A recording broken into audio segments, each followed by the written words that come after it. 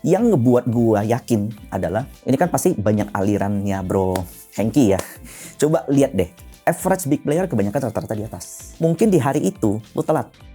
Di hari itu pengumuman, besoknya rally semua nggak mampu deh ikutinnya. Lusa rally, hari ketiga rally, akan ada momen orang taking profit. Pasti akan ada yang TP, dan itulah momen yang tepat untuk masuk. Nah, banyak yang protes sama aku, ini nggak boleh disebar ke retail sebenarnya. Tapi I think tanpa aku pun bakal banyak yang bahas kok. Siapa bilang gampang, memang nggak gampang. Tapi justru inilah yang buat kita jadi kuat. Bahkan in fact every crisis always going back into all time high. Ya jadi ekspektasi itu gitu ya, yang bikin mental jadi down. Yang bikin gitu mental ya. down. Sebenarnya kalau kita cuma menganggap itu hanya angka, itu normal. Karena wadah uangku tuh itu udah kebesaran untuk diriku. Ya lesson learn adalah ternyata Bro MY ternyata manusia juga. Gue berharap gue bisa kayak Andre Hakim, loss 100M masih ketawa-tawa gitu.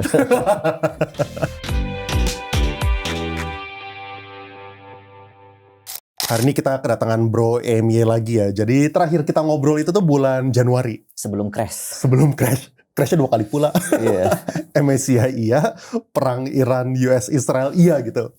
Nah kebetulan gue kemarin udah sempat ngobrol sama Bro Hengki dan juga Rifan mengenai strategi mereka gitu kan, apa yang mereka lakukan segala macam. Dan hari ini gue pengen denger versinya Bro MY. Jadi kita pengen denger setelah crash apa yang dilakukan dan juga outlooknya untuk kedepannya nih, strategi kita kayak gimana. Dan ada satu hal yang menarik sebenarnya ya. Jadi ini ya bro ya, kalau misalnya kita lihat di tahun lalu itu tuh kita punya bottom itu tuh di bulan April 2025. Ya kita turun sekitar 25% gitu.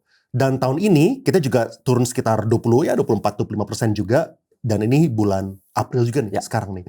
Makanya apakah ini akan sejarah akan mengulang gitu. Iya. Tapi pengen denger lu punya perjalanan dulu deh. Kayak waktu crash kemarin, apa yang lu lakukan dan ya strategi lu kayak gimana gitu. Ya, first of all, I wanna say sorry. Terhadap mungkin viewku yang tesis-tesis yang so far semua belum kejadian. Dan mulai dari tesisku soal emerging market bullish, kemudian MSCI play, yang memang shifting very fast. Itu satu. I wanna say sorry to all of you. Gue pengen banget datang ke sini, cuman waktunya nggak pas. Iya, waktu dia bisa, gue nggak bisa. Iya, gue sempat vakum banget lama ke Jakarta. Dan ini baru this time gue ke Jakarta lagi. Dan agak ada waktu senggang. Nah, kita kembali ke sebelum crash. Gue podcast sama lu kapan sih? Januari tanggal Januari awal lah ya. Pertengahan. Ya. Pokoknya seminggu sebelum MSCI. Gitu. Ya. Jadi sampai last Januari atau bahkan last sekitar pertengahan Februari setelah MSCI crash bahkan emerging market tuh masih menguasai, masih perform dan S&P 500. Jadi Kospi Korea 100% loh year to date. Bayangkan 100% indeks bagaimana sahamnya. Kemudian Bovespa, China, Malaysia, Singapura, India itu semua perform terhadap S&P. Nah, kemudian muncullah kata-kata yang benar-benar itu benar-benar buat kita blank. Itu yang benar-benar bikin kita semua institusi, fund manager semuanya shock bahwa kita terancam masuk ke dalam frontier market. Nah, buat teman-teman ketahui dulu, negara-negara di frontier market itu benar-benar negara-negara kecil, bro. Negara yang even dia nggak punya kayak sekelas BCA di perusahaan di negaranya. Dan kata-kata itu benar-benar bam, itu yang benar-benar buat gue shocking. Nah, honestly, apakah gua selamat dari crash? Jawabannya tidak. Jawabannya memang ada saham-sahamku, porto-portoku yang tidak sempat aku rebalance, tidak sempat aku jual, dan that's one of my mistakes. Sebenarnya gampang, gue tinggal jual, kemudian kumpulin lagi. Cuman gue pikir karena size-nya tuh agak gede, kumpulinnya capek. Nah, jadi gue pikir ya udahlah, better waiting. Oh, lu hold jadinya? Waktu itu gue hold, dan gue ngerasa kayak it will be good karena awal ekspektasi kita tuh MSCI bakal ngeluarkan yang corporate. Dan itu terkalkulasi kurang lebih 20-an triliun outflow-nya. Dan itu nyerap per hari ini aja. Foreign itu udah keluar sekitar 26-28 triliun. Jadi yang soal corporate itu menurutku indeks bakal mampu cover, bakal mampu lawan. Tapi ternyata tiba-tiba keluar bahwa jika ini tidak dibereskan, Indonesia akan saya keluarkan dari emerging market, masuk ke dalam frontier. Dan itu outflow-nya 3,5 kali lipat dari corporate dan others itu. Dan itu sekitar 100 triliun. Jadi saat itu yang gue lakukan. Karena gue mendengar kata frontier itu, I think it will be worse untuk IHSG. Dan akhirnya saya putuskan untuk every rebound, itu bukan waktu yang tepat untuk beli saat itu. Even sampai sekarang. sampai 2-3 minggu lalu. Jadi selama 2 bulan lebih, boleh dikatakan gue vakum. Boleh dikatakan gue trade pun trade kecil gitu. Nah, so saat itu, yang hari pertama, gue masih agak denial nih. Ini mampu fight nih. Ternyata hari kedua masih nggak mampu. Akhirnya every rebound, at what cost, at what price, gue jual. Abis itu gue pisahin akun gue sampai 5. Jadi gue fight bener-bener cuma satu. Contoh kalau gue punya 1 miliar ya, ini 200, gue fight pakai ini doang. Yang ini gue simpen. Kenapa? Karena di momen volatil seperti ini, begitu contoh ya, kalau besok BCA plus 3%, pasti banyak kan yang jadi beli, jadi punya kan. Sementara kita nggak tahu ini reboundnya udah reversal atau belum. Karena ini masih perlu menunggu sampai MSCI approval bahwa kita yang dilakukan regulator benar-benar sesuai dengan apa yang mereka mau. Nah, jadi awal saya mau jelasin dulu nih. Indeks awalnya saya sempat ngobrol sebenarnya di IDX channel. Q1 tuh kita bisa agak berisiko tuh, agak berdarah momen bursa karena corporate and others itu. Ternyata yang dikeluarkan bukan corporate and others, yang dikeluarkan adalah kita bisa masuk klasifikasi negara. Jadi kalau klasifikasi negara, sorry to say kalau kita masuk frontier, mending sell all. Sebenarnya pertama-tama thank you juga nih untuk Bro MY ya. Soalnya sebenarnya the fact that dia itu apologize apa ya? Dia di sini datang itu pertama gue nggak bayar dia nggak bayar gue gitu. Dia kesini datang pure untuk mengedukasi gitu ya. Dan semua orang punya viewpoint masing-masing. Dan gue harapkan teman-teman yang dengerin juga punya kedewasaan untuk pencet beli atau jual menggunakan kepercayaan diri sendiri lah gitu ya. Soalnya semua orang punya kufu masing-masing gitu. Ada spektrum orang yang super agresif, ada spektrum orang yang tengah, ada spektrum orang yang super konservatif gitu. Mungkin kalau misalnya gue taruh ya kan yang super agresif siapa ya? Bro Aha lah ya kan. Siapa yang berani gitu kan. Kalau misalnya di sini tengah-tengah mungkin gue gitu ya kan. Ya reksadana, habis itu saham, kripto. Yang di sini mungkin Bro Andrew gitu kan yang kayak ya 6%, 7% aja udah happy gitu misalnya. Nah, kalian semoga menggunakan ini sebagai apa ya, buat dapetin perspektif lain dan kalian putuskan sendiri gitu. Nah, cuman gue pengen dengerin lu punya ini ya bro ya, perjalanan. Jadi waktu crash pertama kali, ya soalnya itu tuh apa ya, gue rasa bukan cuma lu doang yang gak expect kan. Soalnya semua smart money juga kena. Semua smart, gue nggak tahu satu orang pun yang bisa bilang tuh kan gue udah bilang bakal MSCI tuh kan gue bilang si Donald Trump bakal nyerang si Iran. Ya gue belum tahu ada orang yang bisa memprediksi itu gitu. Nah cuman ini kan sesuatu yang gue pengen fokusin tuh adalah di pelajarannya. Soalnya menurut gue crash seperti ini bukan cuman kejadian sekarang doang, tapi ini udah pernah kejadian sebelumnya dan ini akan kejadian lagi ke depannya. One day gitu, we don't know when. Apakah nanti setelah kita recover 2027 bakal lagi, 2030 bakal lagi, tapi ini one day bakal kejadian. Jadi gue pengen ngertiin prinsip-prinsipnya nih. Nah, waktu kejadian itu ya, lu berarti pertama-tama itu menurut lu ya kayak yang, kalau misalnya tarik ke belakang, apa yang lu lakukan? Terus kedua, lu punya regret apa kira-kira? Yang you wish you could have done better gitu. Tentu kalau misalnya kita tarik ke belakang setelah fakta udah keluar kan lebih gampang gitu kan. Nah, cuman saat itu gitu, menurut lu kayak gimana? Yang gua concern adalah banyak yang bilang banyak ya saat itu ya, banyak suara minor ke gua bilang gini. Tuh kan gua bilang kan yang namanya saham, kalau contoh ya saham Konglo itu overvaluated, dia bilang kayak gitu contoh. Kemudian ini suatu saat bakal bubble, bakal pecah. Faktanya adalah BRI, BCA, Bank Mandiri dan BNI saat ini lower low, berada di bottom. Dan faktanya kita compare tahun 2025, Konglo Stocks itu masih plus 100 sampai plus 200% ada. Jadi BCA Bank Mandiri begini-begini, Konglo begini, koreksi, tapi masih di sini. Nah, kita boleh dikatakan restart di momen 2026, tapi Konglo itu tidak sampai bottom, belum selesai. Nah, kalau kita, dan yang ngebuat gua yakin adalah, ini kan pasti banyak alirannya Bro Hengki ya. Coba lihat deh, average big player kebanyakan rata-rata di atas.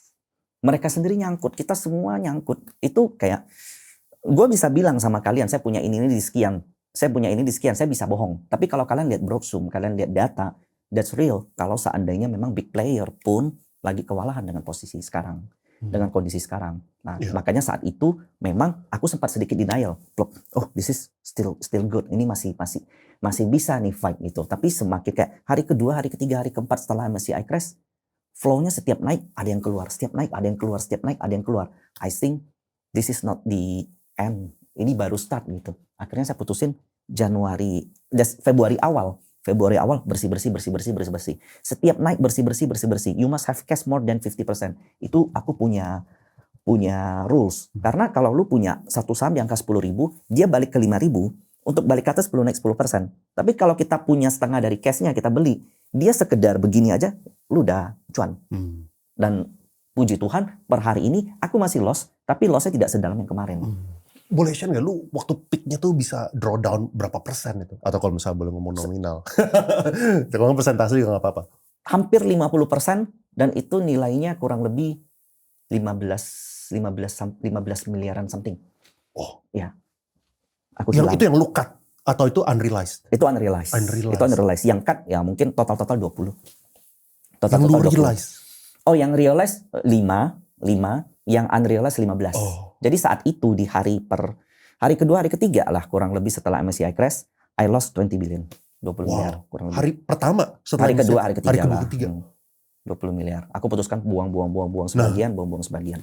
Makanya sekarang kan itu kan waktu di bulan Januari ya. Nah, makanya tadi gue kepengen menggunakan kesempatan ini tuh soalnya again ya kayak orang yang berani share belak-belakan dan perjalanannya waktu naik dan waktu turun juga share pelajaran itu kan nggak banyak gitu ya. Nah makanya mumpung ada Bro MY gue pengen ngerti ini kayak soalnya apa yang lo ngalamin ini kan dialami oleh kita semua. Maksud gue juga gue langsung pasang cut juga tuh di hari pertama itu langsung apa namanya di langsung pasang FAK di bawah aja udah. Nah perasaan lo kayak gimana bro saat itu? Gue down 1 bulan bro. Gue perlu balikin mental itu kurang lebih selama 1 bulan. I think aku sampai cari kayak lot of my source, gue telepon, gue cari tahu data segala macam, dan akhirnya gue ambil keputusan ini belum selesai outflow-nya. Jadi waktu setelah lu cut di hari pertama itu hari pertama kan masih 7.700, 8.000, masih 8.000 ke atas. Nah di situ saya melihat bahwa bursa turun ke bawah 7.000. Karena melihat kalkulasi datanya, melihat outflow yang mungkin terjadi, kita tahulah momen-momen saat itu. Bahkan ketua OJK, ketua bursa efek sampai mengundurkan diri. That's extreme. Belum pernah ada kejadian seperti itu di bursa. Nah kalau compare sama perang sama MSCI, saya lebih takut MSCI karena ini masalah struktural. Kalau perang semuanya kena. Dan perang kita tuh net GDP terhadap energi. Siapa sih yang berani bilang kalau kita itu dijelekin dari perang? Sebenarnya enggak. Vietnam, Thailand mungkin. Negara-negara kecil di bawah kita mungkin. Kalau kita, karena kita adalah negara komoditas, kenaikan energi meskipun kita ekspor oilnya lebih besar ya, tapi dari import oil lebih besar. Tapi kita ada batu bara, ada nikel, ada timah, ada emas. Itu yang bisa cover itu semua. Kita ada CPO juga. Jadi komoditi perang itu selalu membuat harga komoditas naik pada dasarnya. Dan kita salah satu yang diuntungkan. JP Morgan nulis hal ini. Bahwa Indonesia itu negara yang paling kuat kedua setelah India atau apa gitu. Sementara S&P melakukan hal yang lain, Fitch melakukan hal yang lain, Goldman Sachs melakukan hal yang lain. Jadi saya melihat memang ada kayak konspirasi tuh dari apa yang dilakukan oleh mereka. Apa maksud lu? Ini maaf nih ya, boleh nggak? Mungkin kayak gini deh contoh. You know who own Martabe, right? Oke. UNTR, Martabe. Yang own UT itu salah satunya Jardine. Ketika Martabe, RKAB, izin dari Martabe itu dicabut, nggak lama setelah itu, sekitar 1 atau 2 hari, Goldman Sachs, Fitch, kemudian nggak lama disusul S&P, nurunin outlook kita, jadi negatif. Bahkan ada kata yang mengatakan kita bisa keluar dari investment grade. Dan alasan, kalau kita baca alasannya, alasan mereka tuh karena fiskal kita, defisit APBN kita, GDP kita, itu bisa lebih dari 3%. Kemudian rupiah kita, itu kenapa nggak dari awal Januari lu keluarin?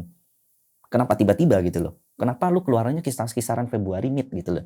Kalau lu ngebuatin outlook untuk Indonesia, untuk satu country, lu harusnya buat dari kuartal ke kuartal dong. Januari awal, Januari tengah, atau Januari akhir. Ini lu keluarin benar-benar setelah itu. Jadi menurutku kayak, kita Indonesia ini memang lagi diserang sama banyak lembaga keuangan. Makanya Pak Purbaya kemarin sampai nyusul ke S&P. Sampai ada yang bilang, rapatnya Pak Purbaya bilang, kita IMF nawarin pinjaman aja kita nggak mau.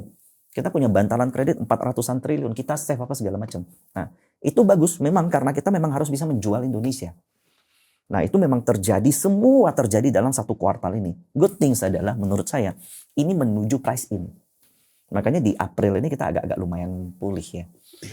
Itu menarik bro. Jadi menurut lu kayak Fitch lah, Moody's lah segala macam, mereka itu tuh ngorek-ngorek Indonesia di hal-hal yang semestinya itu tidak semestinya gara-gara kejadian di satu perusahaan gitu. Betul, itu menurutku, menurut konspirasiku ya, menurut I don't have the fact, I don't have the data, tapi momennya itu terjadi terlalu cepat dan syukurnya direvisi. Karena setelah dilakukan investigasi lagi itu Menteri SDM kita Pak Bahlil mengatakan dia akan ditinjau kembali dan likely itu bakal dikembalikan. Jadi terima kasih sekali untuk keputusan itu karena kalau seandainya tambang-tambang atau kontraktor-kontraktor yang sudah memiliki izin resmi IUPK diambil secara paksa itu akan menjadi image negatif untuk kita. Apakah kita masih investable country atau enggak? Jadi I would very thanks untuk keputusan itu. Terus oke bro, terus waktu Januari ya bro, berarti lu kan sempat cut, terus habis itu lu berarti tradingnya yang kecil lah. Lu trading itu tuh lu nyari apa? Maksudnya apakah lu nyari cuan, apa lu nyari conviction lagi? Atau lu enggak akan nyari cuan. Karena kebanyakan ya aku perhatiin retail-retail kita. Oke, lu rugi. I think rugi-ruginya temen ya kalau seandainya nggak agresif. Mungkin 20% dari porto ada kali ya, kurang lebih kan. Kalau terlalu agresif mungkin setengah hilangnya. Kalau moderat mungkin 10 atau 10 lah kurang lebih. Nah aku sendiri 20, quite big sebenarnya. Kemudian aku fight back dengan dana-dana kecil itu untuk lihat market tuh seperti apa gitu loh. Dan ternyata nggak bisa. Dan ternyata di momen Februari full, bahkan Maret full tuh nggak bisa. Mungkin teman-teman yang biasa trading akan ngerasain. Setiap ada yang naik, plum langsung dibanting lagi ke bawah. Kalau dulu ada yang naik, ada yang lanjutin, gulung-gulung terus flow-nya. Kalau sekarang ada yang naik, langsung sell. Nah itu tuh apakah gara-gara ini bro? Misalnya kan soalnya gue inget ya waktu kita MSCI itu ya, waktu sempat naik itu udah mulai recover tuh. Ya waktu MSCI itu. Setelah itu kena hajar sama si perang gitu kan. Nah perang akhirnya jadi turun lagi. Nah cuman apakah itu sesuatu yang nggak bisa diprediksi? Maksudnya tanpa perang, in the absence of war gitu, seharusnya kita bisa recover nih MSCI dengan si regulator kita yang kelihatannya sangat serius menanggapi ini semua, harusnya udah better. Aku ngerti. Karena gini, kita sempat kebingungan apa yang mau dilakukan sama MSCI sama kita. Bahkan regulator pun menurutku ya ada kan melakukan sebuah transformasi yang tidak pernah dilakukan oleh bursa manapun di seluruh dunia. 2013 Hong Kong itu diinvestigasi sama MSCI. Kasus serupa mirip sekali. Di beberapa saham, beberapa afiliasi dikatakan sama MSCI sepertinya mencurigakan. Ini kapan nih maksudnya? 2013. Oke, terus? Saat itu bursa Hong Kong langsung bergerak cepat. Dia keluarin HSC list, di mana karena HSC list ini indeks atau asing tidak akan pernah bisa punya data ini. Kita nggak tahu format HSC list apa, tapi menurutku yang dilihat adalah data ke-SEI, data ke-P, dan data tradingnya. Ini tradingnya yang trading itu aja nggak gitu loh. Tapi yang pasti adalah HSC itu jendela untuk investor sebagai proteksi terhadap investor. Dan itu dikeluarkan sama Hong Kong langsung HSC list. Saat itu ada sekitar mungkin 18 apa 20 saham bayangkan di Hong Kong. Akhirnya keluar, bursanya jatuh. Karena saat itu yang masuk tuh bobotnya gede. Di Indonesia, sebelum HSC list, bursa mengatakan kita akan open 1%. Kemudian free float jadi 15%. Kemudian klasifikasi akan jadi 36 apa 38. Itu semua tidak dimau sama MSCI sebenarnya. Yang dimau sama MSCI adalah HSC list. HSC list baru keluar mungkin 2 minggu ya. 2 minggu dari sekarang. Dari hari ini. Nah, di situ baru semuanya bakal mulai, I hope this is good gitu. Karena kita udah kasih semua, transparansi kita semua udah dikasih. Open 1% itu di bursa. I think, ada nggak sih bursa yang open 1%? Nggak ada. Mentok 3% atau 5% setahuku. Tapi menurut lu ya, apakah HSC itu, kan ada orang khawatir juga, masa sih cuman sahamnya cuman segini gitu. Ya, gitu. Ya. Apakah masih ada kekhawatiran itu, atau itu tuh bakal nanti takutnya ada tambahan lagi nggak gitu? Ya, ada tambahan pun sebenarnya nggak masalah. Karena kalau kita lihat dari 18 atau 20 saham yang ada di MSCI sekarang, most of them yang udah lama-lama tuh very liquid, nggak mungkin lah masuk HSC. Kebanyakan tuh yang di luar dari MSCI, maksudnya yang HSC gitu kan? Ya, atau yang baru masuk yang kemarin-kemarin. Yang ini kan ada 9 yang kena.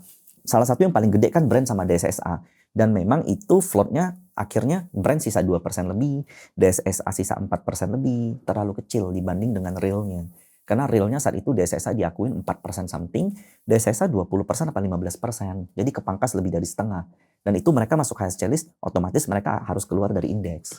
Nah ini yang menarik sih bro. Soalnya ICLS kan kalau misalnya kita belajar dari Hong Kong segala macam, artinya mereka akan dikeluarkan oleh indeks. Ya. Ya kan, dari kalau misalnya kita mereference itu ya kan belum ada formil yang di Indonesia announcement bahwa mereka akan didepak lah, belum ada gitu Belum. ya. Tapi kalau misalnya kita mengekstrapolate berdasarkan apa yang terjadi di luar, ekspektasi kita ya smart apa namanya bahasanya? Intellectual guess kita seperti itu gitu. Cuma menariknya Naik. Karena gini, pertama, saat ini Indonesia di freeze, bahkan passive fund, nanti aku sampaikan data ya, boleh. tidak keluar sama sekali kita ambil cat data BRI, BCA, Bank Mandiri deh yang paling liquid, tidak keluar. Belum keluar atau soalnya kan mereka kan punya rebalancing date-nya nih, misalnya Yes. bulan Mei dan juga bulan June gitu. Karena kita di freeze, mereka diem. Oke. Even udah keluar HSC list, mereka nggak ngikutin. Karena mereka benar-benar pasif. Mereka nunggu instruksi resmi, atau regulasi resmi, atau keputusan resmi dari indeksnya. Dan mereka diem.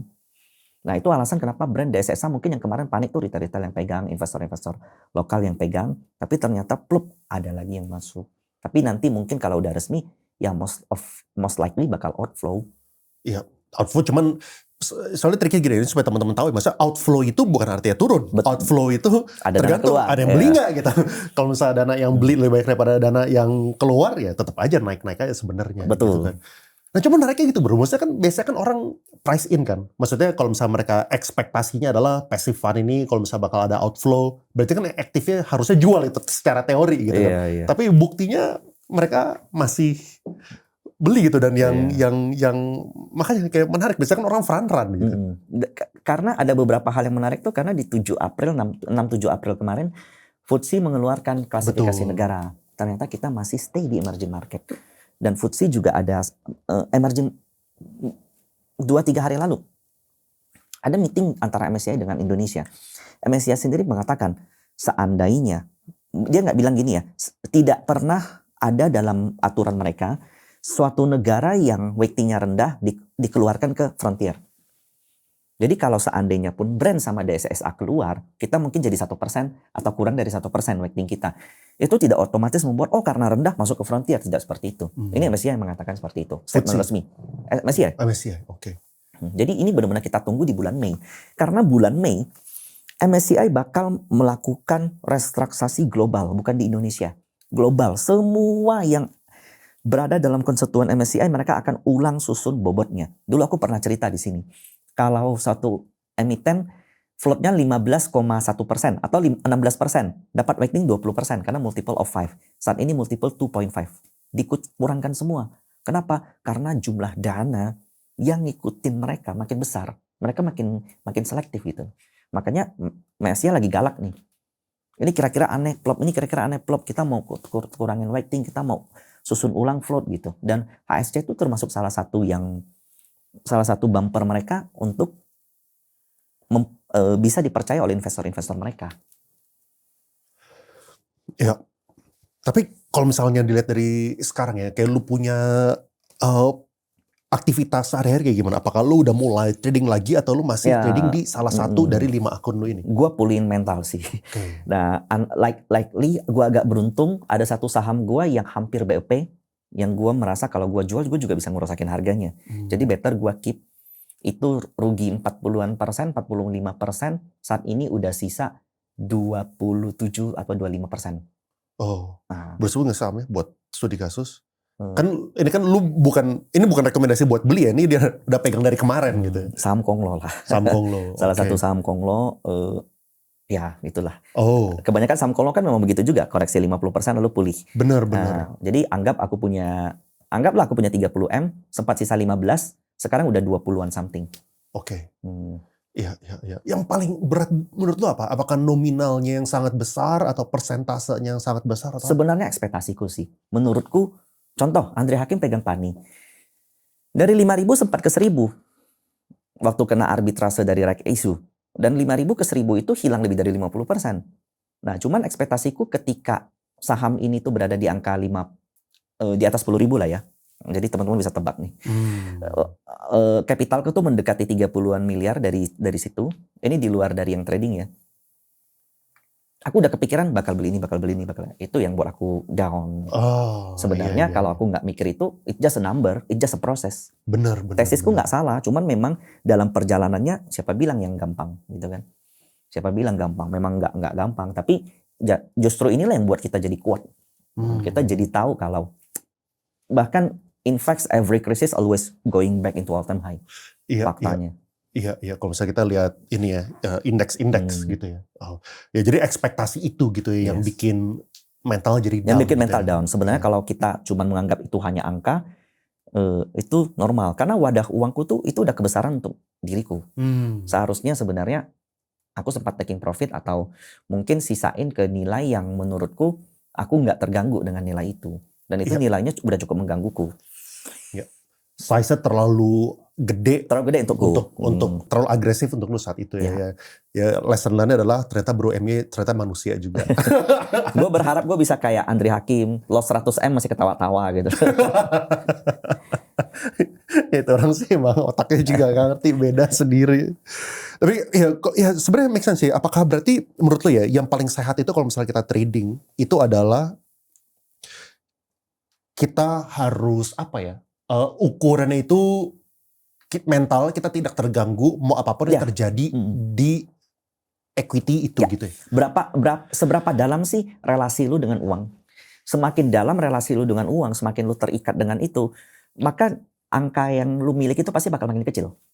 Tapi semakin lu bisa melepas, angkanya bakal semakin besar. Itu menurutku kontradiktifnya di situ. Paradoksnya di situ. Semakin lu mengejar, jadi angka 1 miliar lu pengen 10. 10 lu pengen 15. 15 lu pengen 20. Tapi once 20 itu lu anggap nggak ada, dia hilang pun nggak apa-apa. I mean lu udah taruh di tempat benar, dia naik turun lu bodo amat. Ya kan? Contoh, saham Dewa. 2 tahun lalu, 3 tahun lalu 50. Kalau kita beli 1 miliar, naik ke 100 jadi 2 miliar. Naik ke 150 jadi 3 miliar. Naik ke 200 jadi 4 miliar. Pasti besar kan, angka 4 miliar kan. Lu bisa beli rumah, lu bisa beli mobil mewah. Otomatis orang bakal condong taking profit. Karena angka 4 miliar itu besar.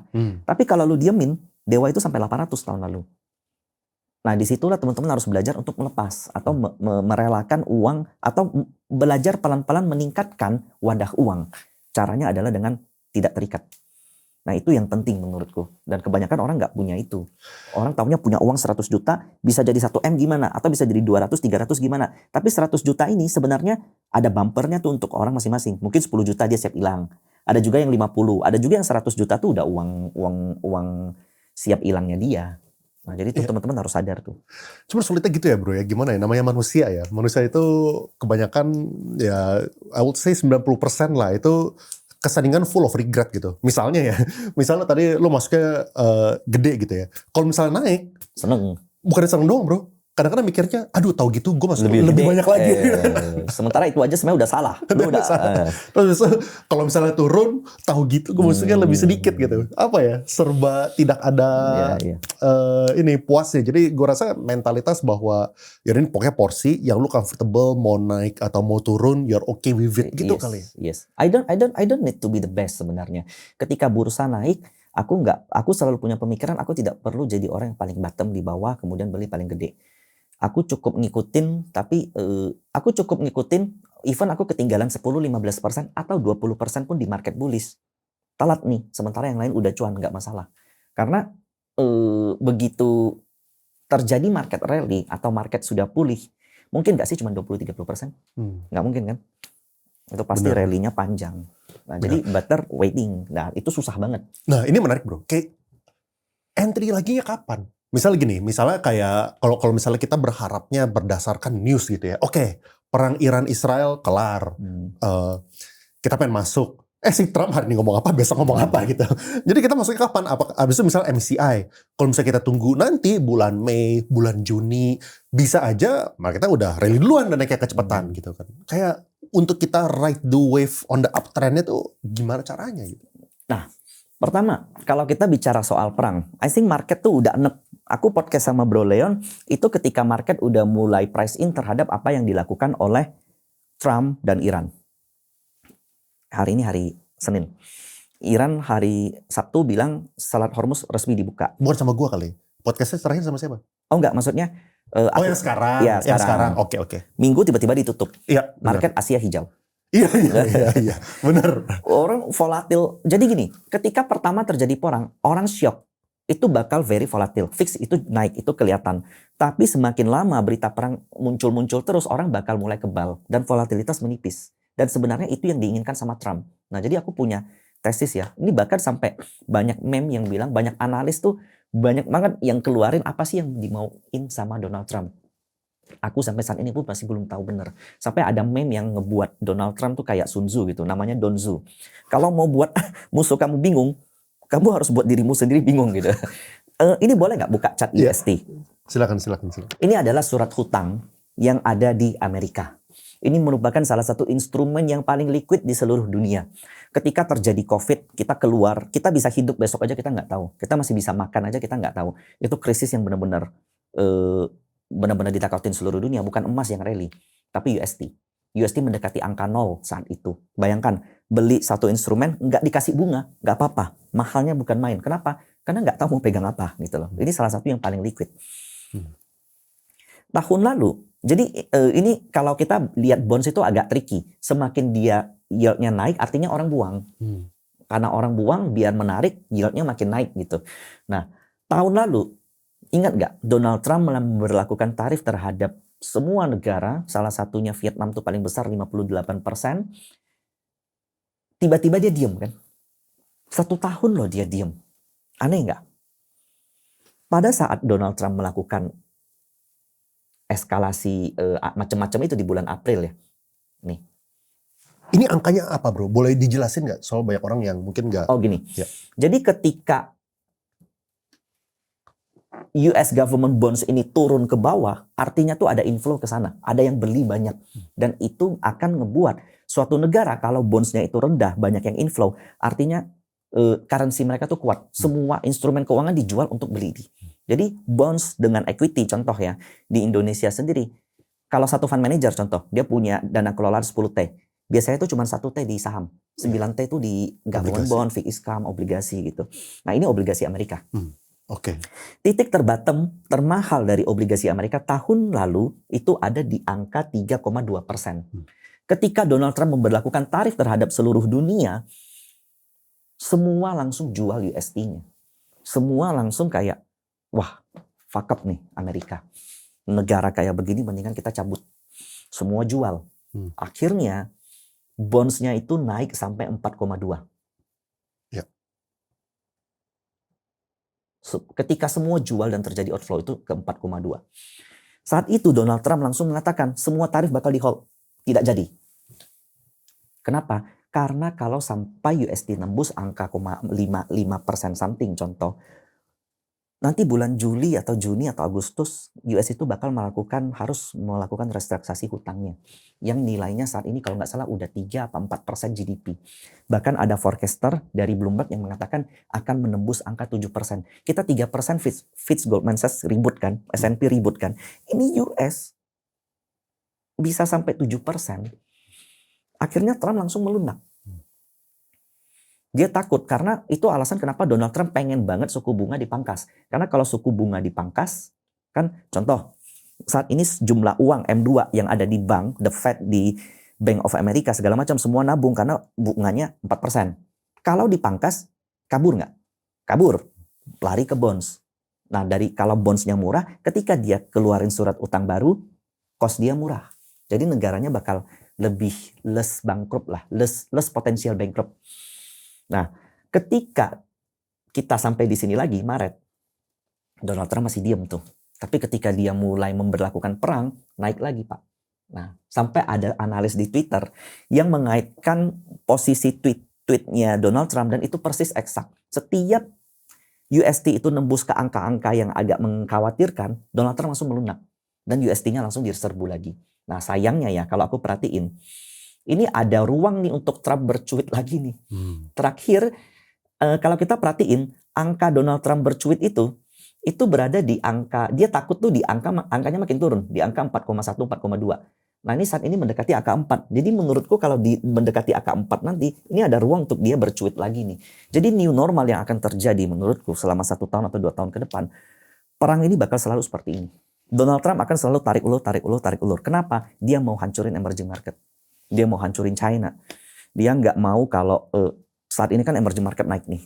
Udah mulai inflow gitu. Bahkan sampai Januari terakhir tuh aliran dana dari S&P, Dow Jones, Nasdaq itu semua lari ke emerging market. Kemudian dia melihat itu sebagai ancaman, ya udah hancur sekalian. Nah, at least itu yang bisa, yang masuk ke dalam logik berpikirku. Iya, iya. Soalnya masih, ya gue kemarin baru rilis sebuah video, cuman ya bahwa dia menyerang Iran segala macam juga ada kaitannya sama itu melemahkan posisinya China sebenarnya. Ya. Soalnya mereka nyerang Iran, Venezuela, China itu sebelum diserang bisa beli minyak dari Venezuela dan dari Iran itu dengan harga yang terdiskon. Dan sebelum itu, sebelum perang itu terjadi, perang dagang, Vietnam yang paling dikenain tarif paling gede. Vietnam tuh negara transshipper yang paling besar nerima pabrik dari China. Jadi dia benar-benar mau pangkas semua akses yang dimiliki oleh China. Makanya China diem nih. Karena dengan naiknya harga oil seperti ini, US juga kewalahan. Dengan USD yang naik, dia juga kewalahan. Betul. Tapi it's better daripada kalian maju. Mendingan kita sama-sama susah. Makanya kalau kita lihat apa yang dilakukan Donald Trump, kita nggak bisa ngikutin dalam jangka pendek. Sebentar dia bilang bagus, sebentar bilang jelek. Tapi satu hal yang pasti, posisiku untuk melihat ini terjadi adalah dengan banyaknya diserang rudal balistik ke pangkalannya Iran, kemudian ke pangkalannya Israel, sudah pasti akan terjadi inflasi dan kenaikan harga komoditas. Even pun Selat Hormuz dibuka, maaf nih, outlook terhadap consumer, terhadap GDP di seluruh dunia itu bakal semuanya turun. Dan yang akan naik itu adalah saham-saham energi atau komoditas. Apakah itu seharusnya kalau misalnya kita sejarahkan, kalau misalnya komoditas naik, Indonesia itu dapat benefitnya? Yes, of course, harusnya. Karena kita adalah commodity country kedua, mungkin terbesar setelah Brazil. Semua harga komoditas itu udah mulai spike up pelan-pelan. Nah, cuman sayangnya ini terjadi bukan karena demand. Karena supply shortage, supply yang keganggu. Dan inilah yang sebenarnya memang agak sedikit memilukan ya, karena seharusnya harga komoditas naik itu karena demand, bukan karena kegangguan supply. Iya, iya. Ini ada yang nanya nih, selama market merah ngapain aja WK itu? Lo bilang kan untuk memulihkan kembali mentalnya, lu lakukan apa? Ya. Jadi begitu market koreksi, kadang yang aku lihat adalah ini semuanya kena apa cuman aku doang. Kalau cuman aku doang artinya aku buat salah. Kalau semua kena artinya ini ada ombak besar datang yang dimana kita ini amat-amat kecil. Akhirnya gue bukan sembunyi sih, gue istirahat lah. Kemudian gue mulai fight back, gue pisahin tuh akun-akun gue. Sisa-sisa uang gue pisahin, gue mesti fight hanya dengan ini. Gue harus siapkan kondisi itu. Kenapa? Karena kalau semua dalam satu OLT, pasti kepancing beli lebih gede. Apalagi margin masih ada gitu. Apalagi kita di tahun 2025 itu dikasih cuan beruntut. Yang benar-benar bikin kita, maaf kata, lupa diri. Aku juga lupa diri. Dan akhirnya memang di Januari itu flashback, cuci-cuci, kemudian aku review, kemudian aku revisi. Dalam posisi kena mental, berusaha coba ngasih tahu ke orang apa yang terjadi, dan ya ini untung ada kesempatan untuk ketemu lu. Dan inilah yang terjadi di market kita. Memang kalau kita bicara momen terburuknya sudah terjadi. Dan yang saya berharap ini kita tidak masuk ke dalam frontier. Tapi harus ingat nih, even kita tidak masuk ke dalam frontier pun akan tetap ada outflow dari data-data 1% itu. Benar. Iya. Terus ini ada yang nanya juga, asset allocation plus strategi porto saat ini apakah masih dominan cash or udah risk on? Sebenarnya aku ada ngomong ke banyak follower ya, ke member juga. Dari Februari pertengahan, it's better you move into fixed asset. Kalau lu pindahkan setengah deh uang lu ke fixed asset, 1 tahun lu dapat 0,5% lah at least. 0,5%? Return. Karena kalau setahun kan anggap 5%, 6%. Oh, sebulan, sorry. Ya, okay, sebulan lu dapat 0,5%. Iya. 2 bulan dapat 1%. Ya, nggak ngapa-ngapain dapat di saat market begini, itu adalah profit. Jadi seorang investor yang baik tuh, kalau dulu tuh aku sombong. Market jelek, kita harus fight karena pelaut tuh tidak lahir di laut yang di laut yang tenang. Tapi kemudian aku berpikir lagi, mana ada sih pelaut yang ngelaut di saat market jelek? Ya kan? Jadi better memang ada saatnya kita harus stop. Dan itu susah sekali. Harus gue akuin. Karena selama Juni ke atas kita hampir tiap hari trading pasti ada dapat duit ya. Mau cari duit buka laptop 80% lah dapat. Tiba-tiba nggak bisa. Tiba-tiba 80% jadi rugi kalau kita paksa. Dan itu nggak enak banget untuk ngelawan diri sendiri. Untuk sadar kalau memang ini belum saatnya. Ini lagi dicuci semua gitu loh. Lagi proses restart, sabar. Akan ada waktunya. Mungkin ya seperti yang data yang lu lihat tadi, mungkin April, Mei, Juni akan sudah mulai membaik. Feeling-feelingku udah mulai kelihatan ke sana. Kita udah mulai oke, udah mulai boleh sedikit lebih nambahin porsi ke equity. Kalau mau lebih sabar, yang kayak tadi lu bilang, kalau nunggu Mei, kemudian udah rally duluan MSCI seandainya approve kita ke emerging market. Ingat, menggunakan metode Broksum, kalian bisa lihat average big player tuh di mana. Semuanya masih di atas, semuanya masih jauh. Jadi tidak akan selalu ada momen untuk beli. Mungkin di hari itu lu telat. Di hari itu pengumuman, besoknya rally semua nggak mampu deh ikutinnya. Lusa rally, hari ketiga rally, akan ada momen orang taking profit. Itu habit masyarakat. Tidak mungkin ada orang yang beli naik terus nggak TP, nggak mungkin. Pasti akan ada yang TP dan itulah momen yang tepat untuk masuk. Di saat semua struktur udah jelas. Kenapa kok lo diem? Semenjak crash MSCI di Januari akhir itu, di sini, foreign yang di bawahnya nggak gerak. Jual beli doang. Lalu foreign yang kemarin akum di sini gimana? Nyangkut semua Pak Bos di atas ini. Dan saat ini mereka posisinya mungkin minus 20%, 30%, 40% juga. Nah ini semua memang udah ada base nih, ini raja. Nah hari ini BRMS contoh salah satu saham yang udah di MSCI ya. Termasuk saham Konglo lah, plep, naik 10%. Ini kemarin asing-asing yang masuk di sini segala macam tercuci di bawah, diam semua asingnya. Nah boleh dikatakan hampir semua saham yang kemarin tuh asingnya lagi nunggu. Medan perangnya belum jelas. Once medan perang ini udah oke, saya yakin mereka fight. Flow-nya bakal pulih. Tapi bukannya net asing itu kayak net outflow setiap hari net gitu outflow ya? itu kebanyakan di banking. BCA per hari ini net outflow 21 triliun itu super besar. Kenapa ini bisa terjadi? Nah, di luar dari, kalau seandainya kita cari narasi atau riset, itu selalu akan ada yang namanya devil advocates. Aku bilang A, ada yang bilang B. Aku bilang B, ada yang bilang A. Contoh, JP Morgan bilang Indonesia yang paling kuat dari kenaikan dari cash perang ini. Tapi S&P dan Fitch bilang yang berbeda. Gold aja, ada yang bilang super bullish, ada yang bilang super bearish. Nah, so let's avoid about it. Apakah perbankan foreign bullish atau enggak? Kita avoid about it. Tapi datanya adalah ini data Bloomberg yang saya ambil dari September. Kenapa saya ambil dari September? September tahun lalu ya, karena itu last rebalance kita. Jadi selama ini kita tahu foreign itu kan satu, foreign. Nah faktanya foreign itu ada dua jenis. Yang satu aktif, yang satu pasif.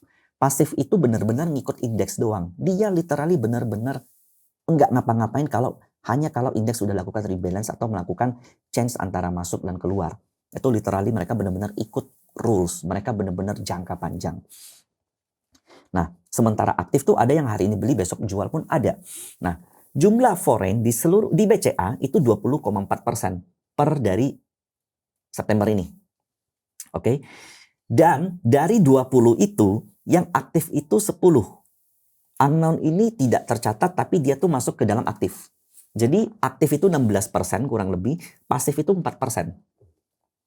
Faktanya, dari September ke sekarang, jumlah active fund, perhatiin, kurang 0,2%, kurang 2%. Berarti 2% dari BCA. Kemarin mungkin September BCA sempat 800 triliun. 2% itu 16 triliun lah ya. 1,6 berarti. Dari 800. Dari 800. Iya benar. 16 triliun. Nah itu inline dengan data bahwa BCA udah keluar hampir 20 triliun ya, foreign. Nah sementara 20 triliun itu baru quote unquote baru 2% sebenarnya. Baru 2%. Baru 2% dan foreign masih punya 20%. Around. Sementara kenapa terkadang terlihat ada asing yang beli perbankan kita?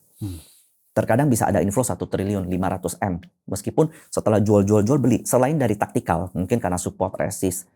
Kita lihat data bahwa jumlah pasif fund dari September sampai sekarang di BCA bertambah. Ini terjadi kenapa? Karena semenjak tahun 2023, dari tahun 93 sampai 2023, itu 30 berapa tahun ya, jumlah aktif itu selalu di atas pasif. Tidak pernah pasif itu lebih atas daripada aktif. Baru di tahun 2023, pasif lebih besar. Jadi yang terjadi adalah mungkin pensiunan di Amerika, jaksa, pensiunan TNI, pensiunan polisi, orang-orang tua di sana punya uang, plop, dapat santunan dari pemerintah. Tiap bulan mereka tabung, mereka simpannya ke fund manager. Fund manager kebanyakan ETF-nya pasif. Indeks masuk apa mereka tambah. Jadi setiap rebalancing, aktif fund itu selalu, pasif fund itu selalu bertambah nilainya. Nah itu sebenarnya alasan dibalik kenapa tesisku tahun lalu indeks play itu akan meraja bursa. Kenapa ada namanya Congo Stocks? Kenapa MSCI Play itu heboh tahun lalu? Nah, banyak yang protes sama aku. Ini nggak boleh disebar ke retail sebenarnya. Tapi I think tanpa aku pun bakal banyak yang bahas kok. Tanpa aku pun bakal ada orang-orang pintar lain yang ngasih tahu kok ini tuh struktural yang terjadi di market. Nah, perhatiin lagi. Domestik berapa nilainya? Fund. Jadi kalau seandainya relevansi antara kita punya teman nih fund manager. Itu teman saya fund manager udah mulai beli BCA. Loh, nilainya cuma 0,5% kok size-nya. Foreign-nya 20%, 40 kali lipat. Jadi harus diakuin untuk saham-saham besar seperti ini, foreign lah yang memegang kendali. Data BRI, aktif sempat nambah 1,9%. Yang ini. Yang di bawah ini. Mereka nggak bisa lihat. Yes. Kemudian, tapi unknown-nya kurang 2,5%. Tapi pasifnya juga bertambah. Bagaimana dengan Bank Mandiri? Terjadi hal yang sama. Aktif buang sekitar 2%-an, tapi pasif tambah 1,19. Jadi inilah struktural yang terjadi di market. Di mana untuk syarat suatu saham rally, itu asingnya tuh aktif dan pasif harus sama-sama beli. Kalau seandainya aktif jual lebih banyak, dan kepemilikan kalau aktif kepemilikan di sahamnya lebih banyak dan mereka jualan, jumlah pasif itu tidak akan mampu mengcover dia. Nah, tapi ini kan menarik bro ya, kayak contoh BCA deh. BCA itu kan, coba kalau misalnya kita buka trading view ya, kalau misalnya kita lihat ini, aktifnya tuh di sini tuh flat aja. Flat Di atau sini naik. Di sini nambah. Di sini nambah kenapa bro? Karena pada saat COVID, kita kan takut price in-nya tuh terhadap ekonomi yang hancur. Ternyata ada vaksin keluar, ternyata ada stimulus jumbo, ternyata ekonomi tidak sehancur itu, akhirnya pulih perbankan kita. Ekonomi bisa pulih, lihat asing-asing tuh beli tuh. Bahkan seingat saya di 2022-2023 itu masa emasnya perbankan. AKBK asing masuk gila-gilaan, dividen double digit, growth double digit. Tapi ternyata pemulihan ekonomi tidak sebaik itu. Di masa pemerintahan Pak Prabowo, 2024 ini terjadi shifting besar-besaran bro. Asingnya keluar secara gila-gilaan. Dan ini aktif. Pasifnya nambah loh. Nah makanya ini yang menarik nih. Kayak apakah aktif ini front run? Bisa. Jadi mereka lihat yang pasifnya nih ada potensi. Begini. Jadi fund itu kan ada aktif ada pasif. Belum tentu aktif ini ngikut indeks. Belum tentu. Betul. Belum tentu. Jadi bisa aja mereka ngerasa maaf nih. Pemerintah kita kurang bagus. Kebijakan-kebijakannya nggak oke. Rupiah 17.000. Kemudian pokoknya dengan segala macam mungkin view mereka, analisa mereka, kita buang Indonesia. Sebenarnya paling simple. Kalau saya mau netral, Indonesia nggak jelek tapi Korea terlalu bagus. Kospi naik 100%. Orang bilang mahal kan. Kospi PI saat ini 11. Udah naik 100%. PI masih 11. Kenapa? Karena earning tech mereka tuh luar biasa. Company seperti Samsung, kemudian AI di sana naik, dapat profit tuh luar biasa. Jadi earning naik, harganya naik 100% pun PI masih 11. Kita PI 11 saat ini. Udah turun. Kita udah turun sedalam ini, PI baru 11. Mereka udah naik 100%, PI baru 11. Jadi terlepas dari alasan mereka jual atau enggak, itu bakal selalu ada devil advocate. Tapi datanya, ini aktif yang keluar. Bukan karena indeks. Iya, dan ini kelihatan ya jualannya terus-terusan. Masif bro. Ini tajam banget lagi. Dan ini inline dengan data Bloomberg dan Stockbit. Stockbit bilang udah 20 T. Tapi kalau Bloomberg bilang mungkin 18 lah, 17, 18 lah. Boleh buka yang Bloomberg tadi bro. Yang ini. Nah, kemudian kita lihat ini. Ini adalah persen saham yang dipegang oleh asing. Oke. Kurang lebih 27% dari September. Kemudian berkurang 1,8%. Ini adalah jumlah float yang mereka pegang, jumlah lembar sahamnya. Yang agak menarik bagi saya adalah ini. Jumlah bayarnya meningkat, tapi persen sell off-nya juga meningkat. Apa tuh artinya tuh? Artinya, fund yang besar yang megang BCA dalam jumlah besar, buang. Retail yang masuk. Bukan retail, kalau ini insti yang lain yang belum punya BCA, beli kecil-kecil. Nah, jadi itulah yang terjadi di saat ini. Mungkin contoh, kita let's say BlackRock pegang BCA sekian persen. Dia jual 1 triliun, 2 triliun, 3 triliun. Ada fund-fund kecil yang lain yang ngerasa murah beli. Jadi ada bahkan di dalam fund sendiri, di dalam big player sendiri, ada kastanya bro. Ada big player yang banting ke small player. Jadi insti beli belum tentu itu big player sebenarnya. Jadi memang ada distribusi kepemilikan dari terutama foreign fund yang besar dibagi ke fund-fund kecil. Lalu kemudian terlihat yang masih defense Indonesia terutama di perbankan itu adalah passive fund. Kenapa? Karena jumlah passive fund itu naik. Mereka nggak ada tesis bro. It's really index. ETF yang ikut indeks di luar negeri itu banyak. Dan itu bahkan di Hong Kong udah di tahun 2013, India di tahun 2022-2023. Kita telat dan even without me pasti bakal banyak yang bahas. Dan ini struktural yang kenapa dari dulu aku bilang if you wanna fight di indeks kita, kamu harus tahu struktural besar. Seandainya kamu tidak ngikutin wealth, kamu tidak ngikutin struktur besarnya, ya it takes time. Tunggu waktu. Karena perbankan siklusnya ya mungkin 3 tahun, 5 tahun. Kalau misalnya ngeliat kayak gini, apakah kelihatannya foreign masih bakal deras jualan? Masih kelihatannya belum ada reversal, masih downtrend terus. Iya, karena nanti gini, ini terlihat ya, pasif masih nambah kan. Sementara nanti kalau seandainya MSCI approve kita tetap di emerging market, ada tulisan dari risetnya UOB, yang UOB yang mengatakan bahwa outflow kemungkinan bakal 35 triliun. Dari rebalancing. Walaupun kita tetap masih MSCI emerging market. Yes. Yang artinya masih ada sekali lagi. Tapi menurutku it's not that big anymore. Karena yang keluar kan cuman yang udah masuk 20 emiten.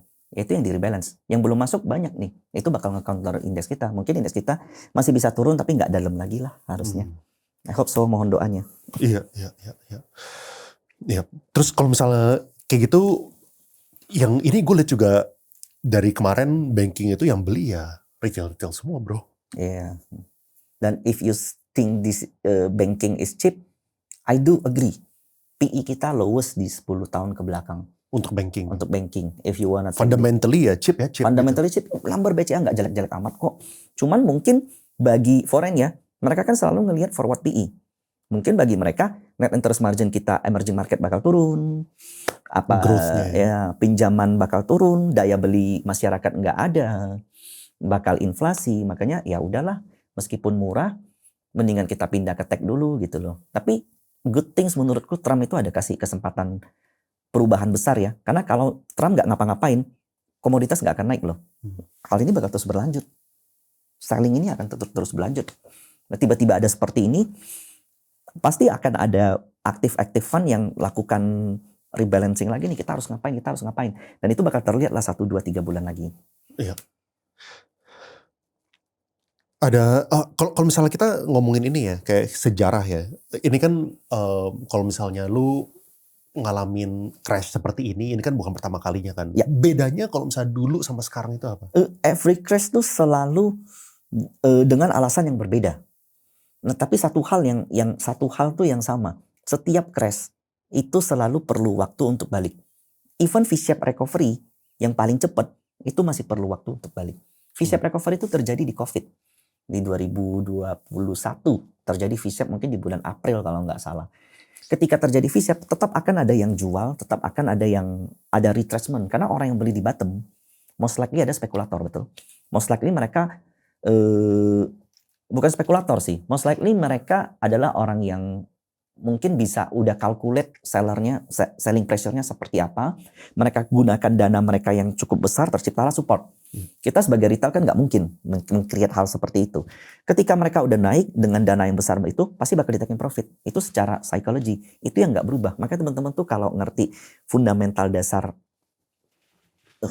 human psychology, teman-teman bakal selalu bisa adapt. Banyak orang yang bilang, setiap krisis jatuh sekian pasti pulih. Setiap krisis pasti yang naik ini belum tentu. Karena every crisis always happen with other circumstances. Tapi yang akan selalu sama adalah psikologi manusianya. Gitu. Ya.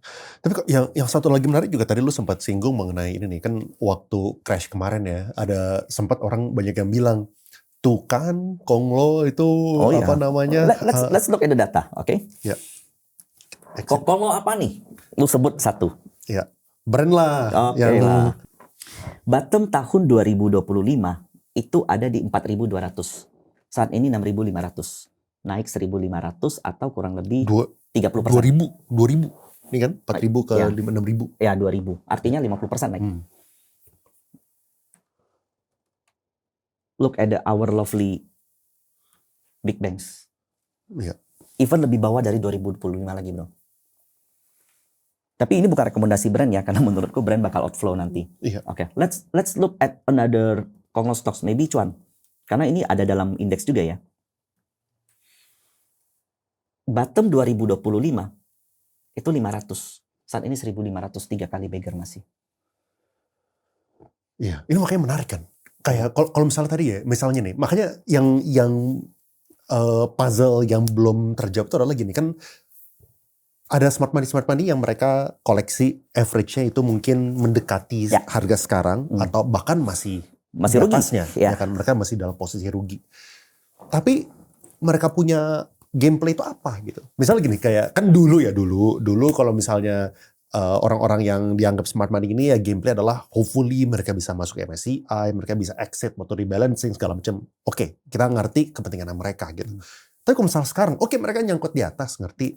Tapi mereka kalau misalnya mereka naikin pun atau mereka ya dorong ke atas dengan cara apapun, then what gitu. Mereka cara jualannya gimana? Let me give a fact that ini adalah momen 2024-2025 adalah momen pertama di mana jumlah partisipan retail jauh lebih besar daripada asing.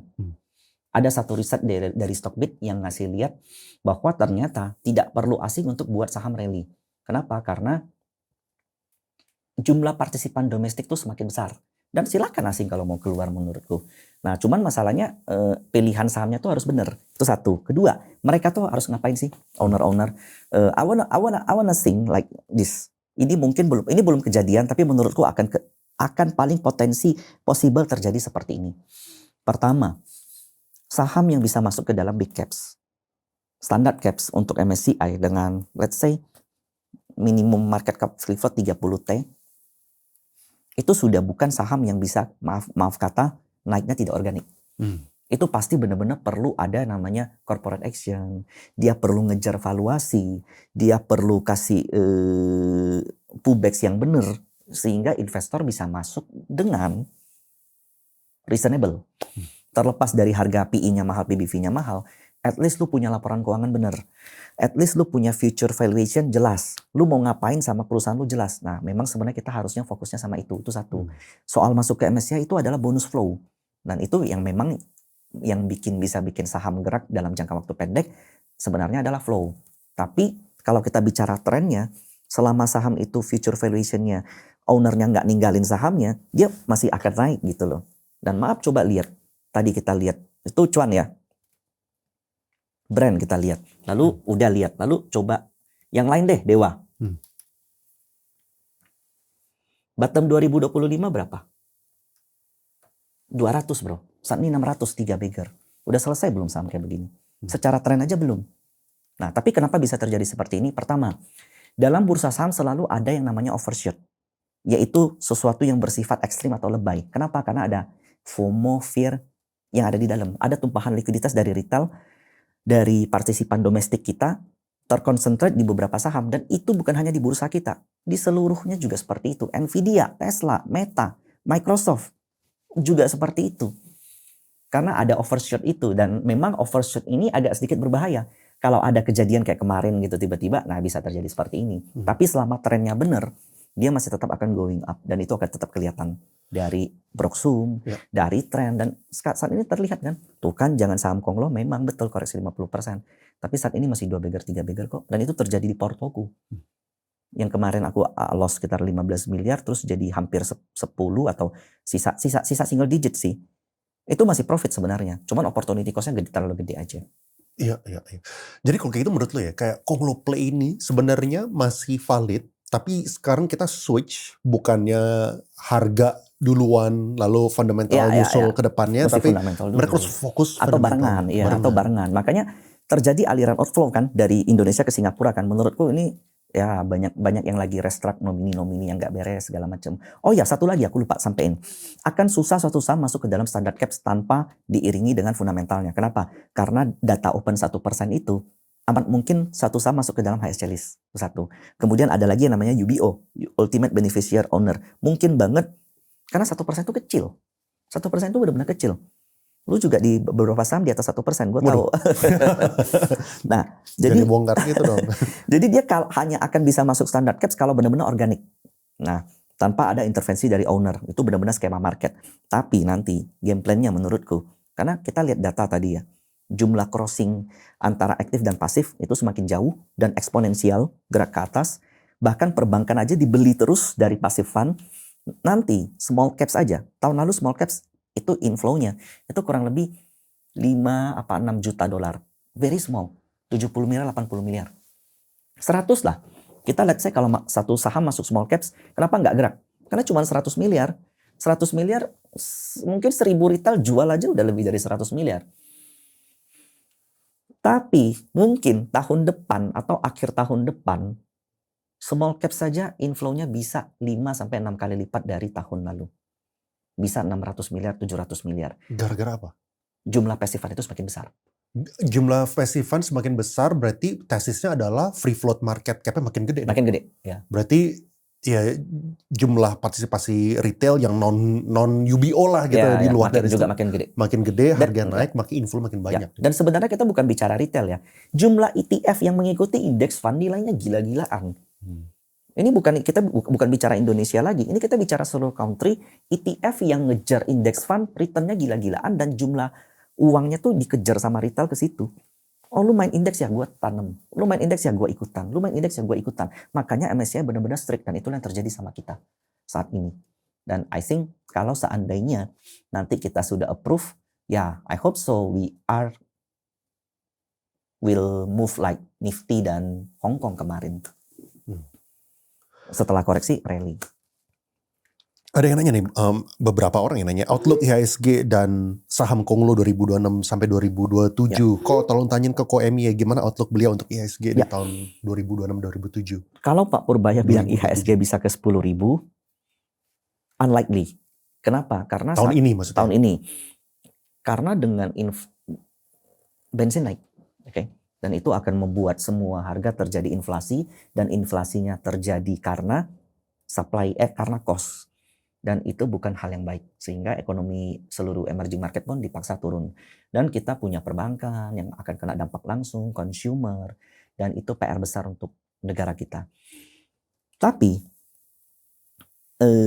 kalau Konglo Stocks itu beruntungnya Konglo Stocks kebanyakan energi, kebanyakan commodity play. Dan kalau indeks udah approval kita, dari struktural yang kalian lihat ini saja, coba kalian kesimpulan sendiri deh gitu.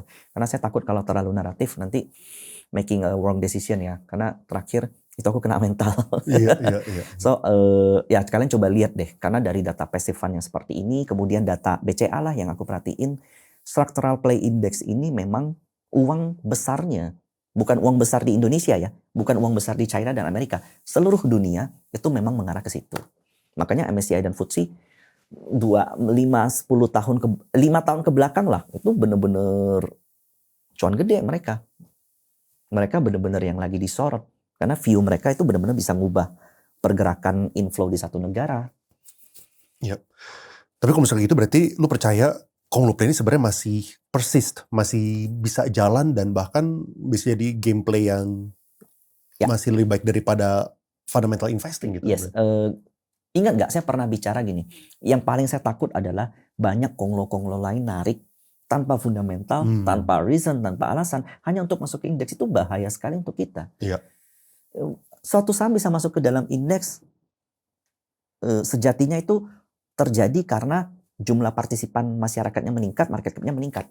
Yang most likely itu harus terjadi karena fundamental. Nah, even fundamentalnya bukan valuasi, bukan justifikasi antara EV, PE, dividen ya, tapi valuasi yang mungkin yang udah modern. Karena Tesla aja ya, PE-nya 1000 loh, PE-nya loh. TPIA PE sekarang mungkin 30. 10 kali TPI aja masih baru 350. TPI kurang bagus apa? Lihat laporan keuangan kemarin MSCI. Dia di MSCI. Nah, jadi I think Konglo yang bakal bagus nanti itu adalah yang memang bisa proven numbernya. Dia tahu dia harus ngapain sama company-nya. Bagaimana dia ngejar valuasi yang terlihat gap antara valuasi asli dengan stocks market-nya. Nah, lalu yang paling kalian teman-teman nggak boleh lupa, nah ilmu-ilmu Broksub, ilmu-ilmu bid dan offer yang diajarkan sama Hengki lah mungkin. Nah, jadi dari itu kan kita bisa lihat lebih clear lah market gitu kan. Karena saat ini kan kita bisa lihat pakai mata, telinga nih, dengar. Tapi apa yang kita lihat dari mata itu penting. Jadi dari telinga dan mata akan ketemu tengahnya nih. Dan itu pasti saham kalian nggak banyak. Coba, pasti kebanyakan yang nonton di sini sahamnya lebih dari 30 kan. Kalau kalian bisa filter pakai mata juga, yang kalian dengar tuh mungkin 30 itu jadi 15 atau 10. Lebih concentrate menurutku. Apakah cara lu invest kayak gitu? Lu trade ya, jadi lu juga jumlah sahamnya berapa? Nggak banyak, 6, 5. Nah contoh kayak aku punya 20 saham, watchlist. Mungkin 15 Konglo, 5 fundamental. Enggak lah, ya kurang lebih rasionya tuh Konglo 70%, 30% tuh fundamentalnya kayak TINS, MBMA, NCKL, ADMR. Bayangkan dari harga metal yang sekarang berapa laporan keuangan saham-saham metal nanti. Berapa laporan keuangan ADMR nanti. Nah, tapi kalau gue beli semua 20, opportunity cost gue besar.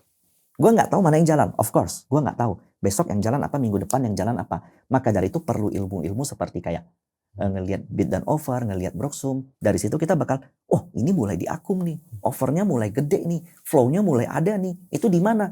Ternyata di komoditi dulu, ya udah Konglonya diam dulu. Lalu ternyata spikes up naik, uang gue pindahin ke situ. Kemudian dia naik. Kalau seandainya naiknya contoh udah 5%, di sekarang 5%, most likely udah koreksi. Nah itu udah mau siap-siap taking profit. Setelah taking profit turun, beli lagi. Nah itu yang so far aku lakukan. Memang kita harus berkungfu jangka pendek dong. Kalau sekarang beli diem, terlalu banyak uncertainty yang kita masih nunggu. Jadi better buat teman-teman yang nggak bisa ngikutin ya dalam jangka cepat, mending nunggu Mei selesai gitu. Posisi lu masih wait and see berarti ya? Sekarang gue udah 60%, 70% Deploy. Wow. Tapi itu siap buang ya. Masuk aneh-aneh, contoh minus. Contoh ada yang udah profit 7%, kalau sisa 4%, bodo amat buang, beli lagi di bawah. Sahamnya nggak akan berubah. Saya yakin sahamnya nggak akan berubah, karena kita pilihnya berdasarkan fundamental dan struktur besarnya. Tapi angka belinya yang mungkin banget berubah. Karena angka beli itu kan floating benar-benar cepat ya dalam jangka waktu pendek, dan itu tidak bisa dijustifikasi. Tapi kalau kita bilang contoh, kayak begini, kalau MSCI keluarin Indonesia dari frontier, semua tesisku tentang Konglo selesai. Aku bakal stop, bakal berhenti. Tidak akan lagi ada yang namanya index play. Karena kita udah nggak bisa di index. Tapi selama ini masih di approve dan saat ini kan masih nunggu, index play masih bakal berjaya karena struktur besarnya mengarah ke situ. Mau apa lagi gitu loh. Kelihatan kan jumlah inflow yang ada di saham-saham Konglo. Next time datang aku bawa data pasif dan aktifnya Konglo deh. Biar seru. Ya. Apakah IHSG akhir tahun bisa ATH? Saya pesimis karena pemerintahan kita hambur-hamburkan uang. Ya. Bukan gue yang ngomong ya. Emang mereka hambur-hamburkan uang. Menurut saya tidak sih. Yuda Ape. Mungkin Yuda Peling. Yuda Keling nggak sih itu? Yuda Peling. Pakai P dah. Stock market itu berbeda dengan kondisi asli. Yang stock market yang sehat itu selalu sama dengan kondisi ekonomi kita. Cuman memang stock market itu agak lucu. Selalu ada yang namanya overshoot. Ketika awal pemerintahan Presiden Pak Prabowo terpilih, itu di sini loh, kurang lebih. Iya nggak sih? Ya Oktober akhir tahun lah ya. Kemudian koreksi sampai dalam. Kenapa? Mulai dari defisit GDP 3%, kemudian tarif war segala macam nggak sih? Ya tarif war segala macam. Ada outflow lah dari Indonesia intinya. Kemudian puncaknya itu terjadi di sini. Ketika Donald Trump itu memberlakukan tarif terhadap seluruh dunia. Indonesia termasuk salah satu yang saat itu lumayan lah ya kenanya ya. Dan tidak ada pembicaraan yang benar-benar gimana. Defisit GDP masih 3%, MBG masih lanjut. Rupiah kita 16.800, 16.700 mau all time high. Tapi bursa kita juga all time high. Kenapa ini bisa terjadi? Karena ada overshoot itu. Koreksi yang terjadi itu sudah terlalu lebay. Dan ini kita menuju momen itu. Asalkan satu aja, menurut saya lebih problemnya tuh dari perang atau MSCI, lebih problemnya MSCI. Karena kalau perang, saya percaya pemerintah kita kuat. Alasannya kenapa? Salah satunya contoh, momen oil terakhir 120, 115 kapan? Baru-baru ini loh, 2023, 2022. Saat perang pecah antara Ukraina dan Rusia. Terjadi disrupsi harga minyak di situ, kemudian call naik pesat. Minyak ke 120. Kenapa nggak heboh waktu itu kan? Pak Jokowi memutuskan untuk menaikkan Pertamax jadi 10.000 ya. Pertalite ya 10.000 atau Pertamax. Naikin lah pokoknya. Dinaikin sampai 10.000. Minyak 120. Terakhir terjadi di tahun 2022 kurang lebih. Ya 2022 bahkan nyentuh 130. Lebih mahal dari minyak sekarang. Lebih mahal dari harga minyak yang naik sekarang. Pemerintah Jokowi memutuskan untuk menaikkan harga minyak sampai 10.000. Aku sih nggak tahu Pertamax atau Pertalite sih. Oh, Pertalite dinaikkan sampai 10.000. Kemudian minyak berangsur pulih sampai 55. Itu koreksi lebih dari 50%. Pertalite naik, turun nggak? Enggak. Pertamina kita itu cuan lagi gede. Makanya kemarin sempat ada suatu wawancara, Pak Purbaya sempat antara kepleset ngomong atau apa, dia bilang, ini yang nanggung nanti Pertamina kok. Pertamina lagi cuan gede dari 2022 sampai 2025. Nah, cuman mungkin sekarang ya mereka harus nanggung itu. Dan dengan naiknya solar, kemudian Pertamax Turbo kemarin, seharusnya secara fiskal, secara ekonomi kita mampu. Karena saat ini kan memang lagi digontorkan mengenai biodiesel dari CPO, kemudian harga coal, RKAB, nikel segala macam. I think kita akan mampu membalance itu.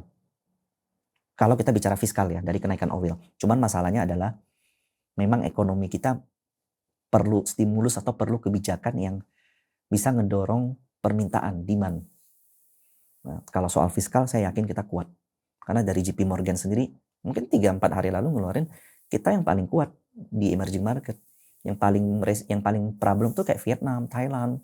Kemarin sampai ada di media mereka jalan kaki apa segala macam gitu ya. Jadi sebenarnya naiknya minyak ini di satu sisi mungkin kita melihat bakal terjadi inflasi melemahkan demand, tapi fiskal kita nggak pasti sih, akan jauh lebih aman.